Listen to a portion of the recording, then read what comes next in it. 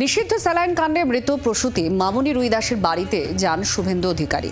পশ্চিম মেদিনীপুরের গড়বেতার সারগা গ্রামের বাড়িতে পরিবারের সদস্যদের সঙ্গে কথা বলেন বিরোধী দলনেতা।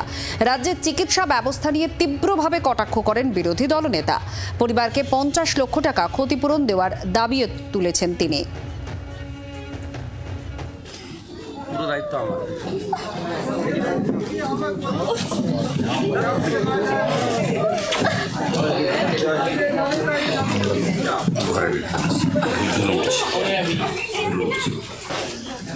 আমি গতকাল স্বাস্থ্য ভবনে গেছিলাম, আপনি সবটা দেখেছেন।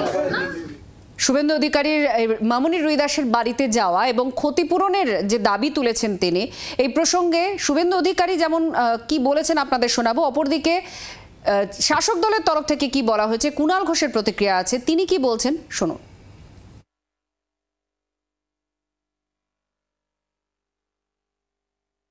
দল যে কেউ দিলে নেবে, সরকারের টাকা 50 লক্ষ টাকার 1 টাকা কম নেবে না।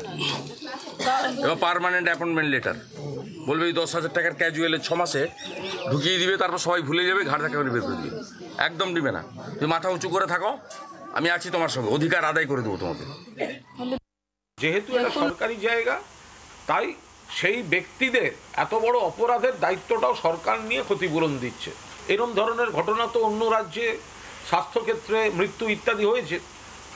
দেখুন না সেখানে কে কত টাকা ক্ষতিপূরণ দিয়েছে। ক্ষতিপূরণের টাকাটা বড় কথা নয়, ক্ষতিপূরণ দিয়ে মৃত্যুর ক্ষতিপূরণ হয় না।